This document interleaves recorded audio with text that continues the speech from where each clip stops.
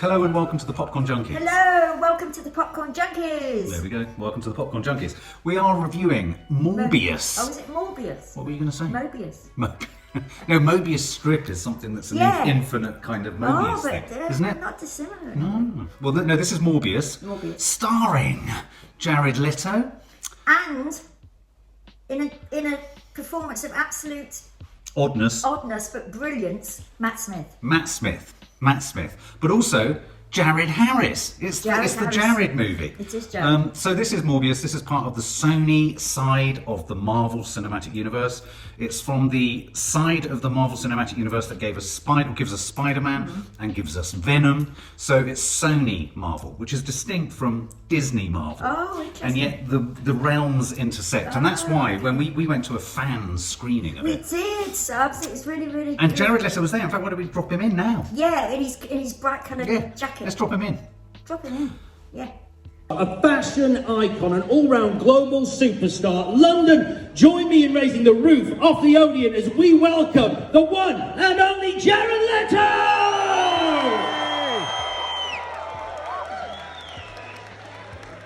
Wow. London! How you doing? Drunk as usual.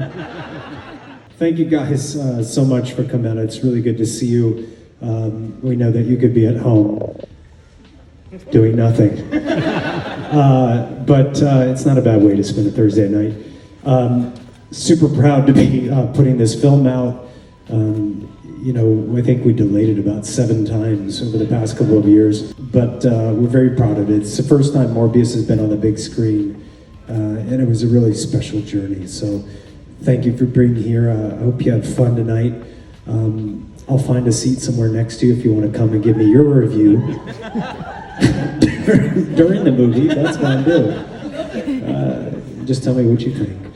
And save a little popcorn for me, will you? He's dropped in. Mark will do that. We've just seen him. Okay, yeah. Did you like him? Hi, Jared. Yeah. Okay, so this is Morbius. This is obviously, it's been, me and Nadia saw the first trailer for this back in something like 2020. So because of COVID, it's been really delayed. It's directed by Daniel Espinosa, which is of little significance until you realise that he's the. Sorry. Until you realise he was the director of Life, the sci-fi film starring Jake Gyllenhaal, which was one of my favourite sci-fi horror films. I thought it was excellent. With Amy Adams? No. Jessica Chastain, I think. Okay, yeah. So that was a brilliant film. So anyway, it's directed by Daniel Espinosa. It stars Jared Leto, Matt Smith, Jared Harris. This is the story of Morbius, the living vampire. And we meet Morbius, obviously, before he's a living vampire, as a child with his best mate, who will eventually become the Matt Smith character.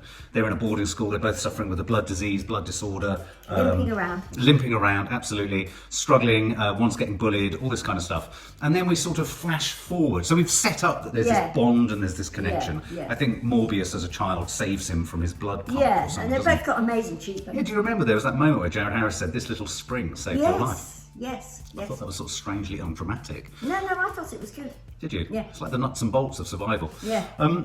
And so we jump further on in life, and Morbius, Jared Leto, is a scientist who's winning the Nobel Prize because he's developed a sort of fake blood in his attempts to cure himself. He's inadvertently created a fake blood that helps lots of people in different ways. But obviously he's still looking for a way to cure himself. Yes. Isn't he? His terrible blood disease. Yes.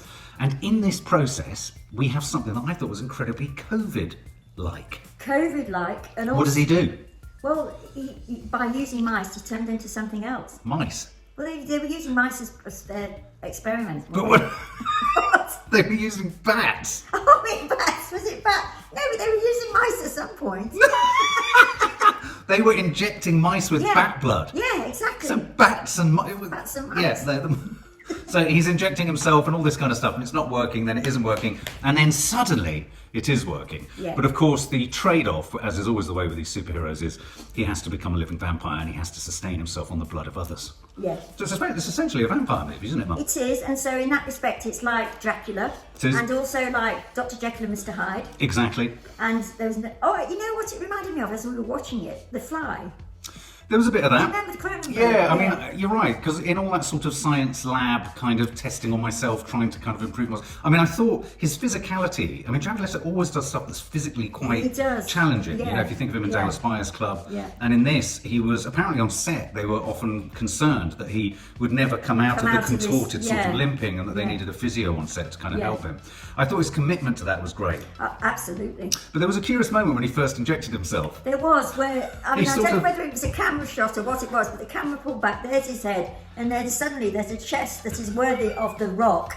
And It was strange. took up the whole screen. Yeah, but he was so smooth. He was smooth, but also it so clearly did not go with anything else. I mean, I was looking at it thinking, is this his body? I know, they didn't really sort of... It was a bit of a preening moment, didn't you think? Because if it is his body, he was going to look at me, aren't I amazing? Yeah, but they didn't stick on it long. No, I think no. somebody in the background, in the edit, was going, no, we can't have any more we than only that. saw it the once, didn't we? Yeah, we did. So he kind of, whilst doing experiments on a tanker ship out at sea, that's very successfully kind of Which again manages... is like Dracula. It is like Dracula. Yeah. It's also a bit like Raiders of the Lost Ark. Yeah. And so he becomes this sort of what's it called? Oh yeah, what is that What is stuff that that called? have? Echolocation. Echolocation. And he has these little kind of sort of little things here Which that when is he one of the hears most stuff. fascinating things about that. don't you Fascinating. think? No, seriously. Yeah, no, especially as you can't hear. I can't. Nanny that's Di can't hear out of one ear, and I've Jared got Leto can hear echolocation. everything. Yeah. He could probably hear the fact that you can't hear. Let me just say this, 'cause one of the reasons I mentioned The Fly is that I thought this film, say, taking in comparison Venom or various Yeah. other things, was much more restrained. I thought it restrainedly told us the story of him transferring to a vampire, far more. I mean, we only got the sideways look and him looking like Michael Jackson quite a long time after It was the a bit film. like a scene from Thriller. It was just like I was expecting him to break out and to eat it. eat it, but I chose to ignore that. But, Yeah. I mean, yeah, so you're just looking up to the side about halfway through the film. I mean, I have to confess, I thought the CGI moments, they used the same technique that they used in Lord of the Rings years ago with Ian Holm. Oh. When he saw the ring and his face went, "Ah!" Oh, okay. And it's kind of like, I thought, although it was quite comic-y, I thought it was quite convincing. I did. Yeah. That's what I mean by comparing it to, I mean, it won't be a secret for subs to know that No. I didn't like Venom at all. But I didn't think Venom was ever convincing. No. But this I did find convincing. It got me. Right. Yeah. You like the character of Michael Morbius? I did, yeah. I was prepared not to, but he won me over. He talked it all the way through it in hushed tones. Yeah, because he's a serious scientist. He's a serious scientist. Yeah. I did find at times that it took itself overly seriously. Yeah, maybe, If maybe. there's such a way of saying it. I'll tell you what I thought, because we saw Venom, you hated it, I thought it was alright. Yeah. Let There Be Carnage. I think there's a new genre of superhero film, which is what I call the B-movie superhero film. Oh, yeah. And I think this sat within that. It's like they don't spend a lot of time getting going. They get cracking. They chuck a load of CGI at it. Yeah. It's like a dog with a toy, shaking it furiously. Okay. It trots along. Good analogy. And no sooner do you think, actually, I'm getting a bit tired of this, than it ends. Okay. Do you know what I mean? I think, because although Venom was, I thought, poorer than the first Venom, Let There Be Carnage wasn't as good as the first. They don't overstay their welcome.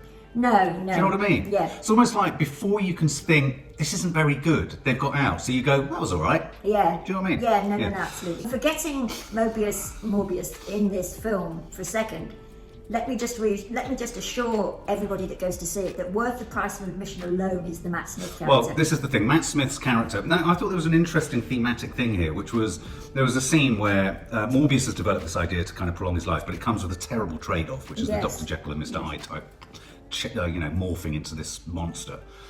I thought the film did a good job of showing how difficult that is, like the Jekyll and Hyde. It was a bit of that sort of American Werewolf in London thing, like what does he do when he's out of character, when he's in the vampire mode? Yeah. How does he square that with his real life and his girlfriend and all that kind of I stuff? like all of that. I liked all of that. And then Matt Smith, his friend as a grown-up, who's the grown-up boy that he was in hospital with as a child.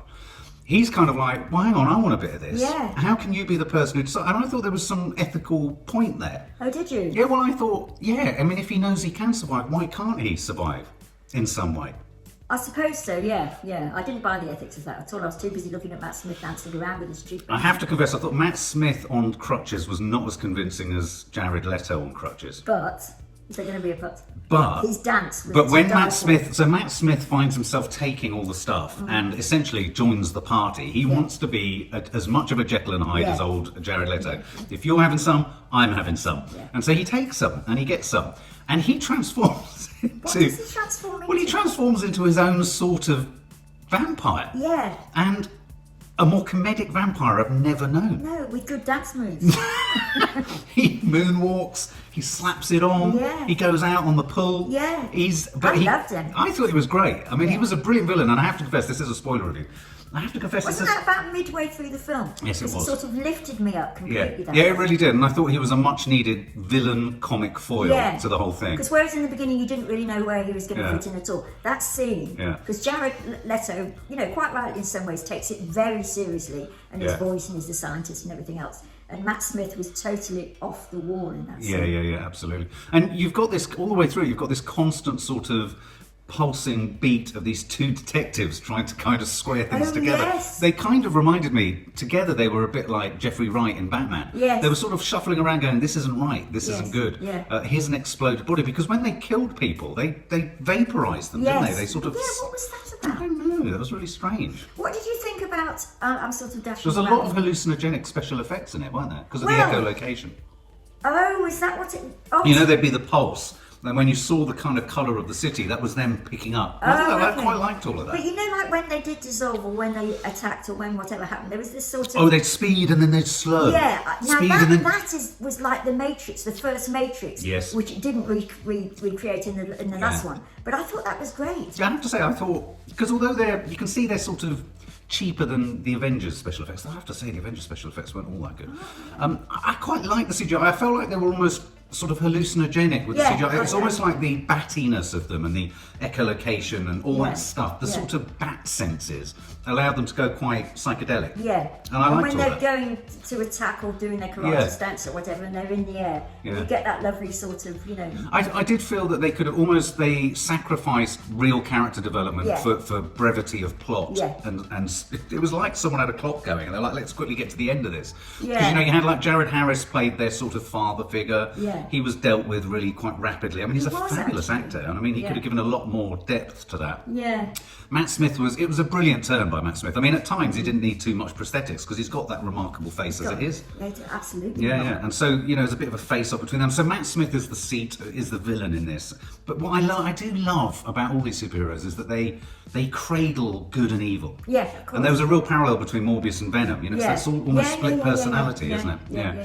So and so it's sort of that's it really. It sort of builds to an end, and then you're sort of left with this, having resolved the problem between him and Matt Smith. We won't Yeah. say how.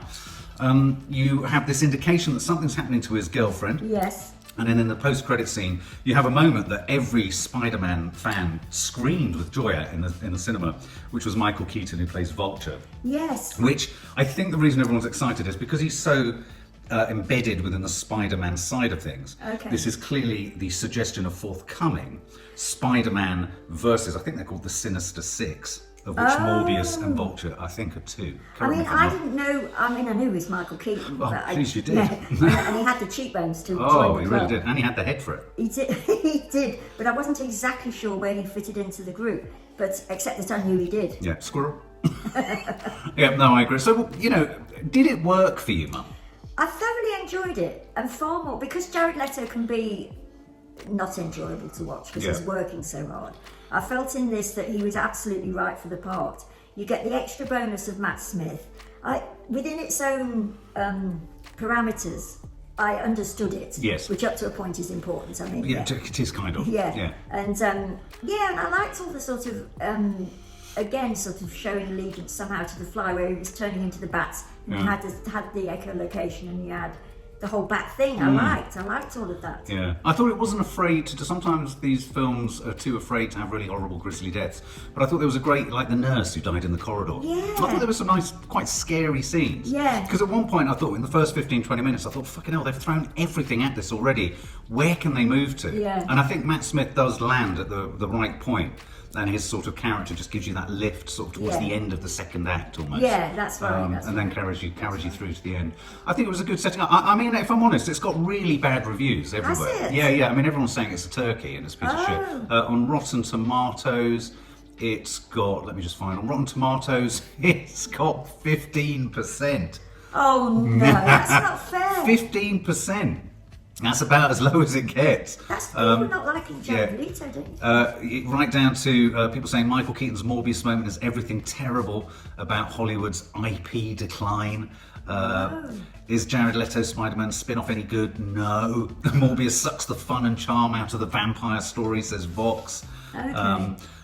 He did take himself very seriously. Yeah, absolutely. The Independent says Morbius is a work of shameless corporate desperation. Oh, God. So it's been absolutely hammered. But what I would say is, I'm on my own. I do think it's one of those films where everyone's come in with a prejudgment of Jared Leto. It's been plagued, literally, with delay after delay after delay.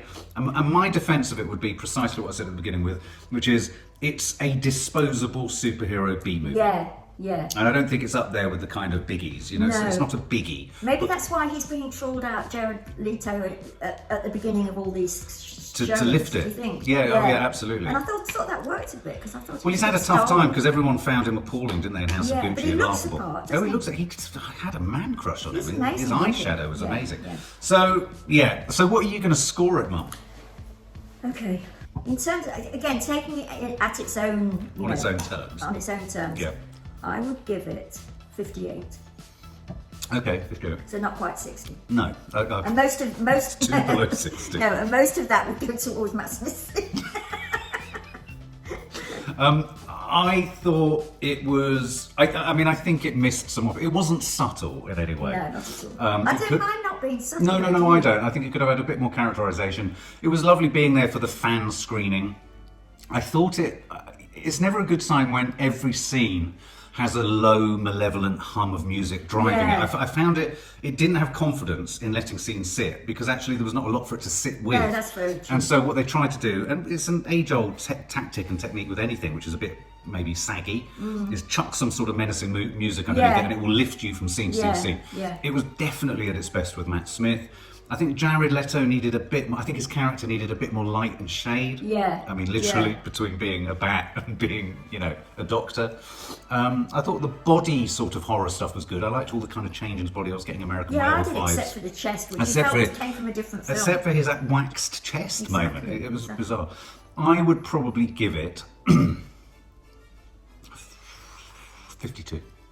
Oh, not that different. No, about 52. It's diverting. It's diverting, and it's silly, and I like the idea of a vampire superhero. Well, I do too, and plus the fact, I mean, on top of the Matt Smith, I give it what I gave it for the deaths and the fight the deaths scenes. were good. They were. Yeah, lots of blood-sucked heads. Yeah, and all I that like kind of it. stuff. There you go, guys. For more film and family fun, don't forget to click the subscribe button and make sure to click the bell to never miss an update.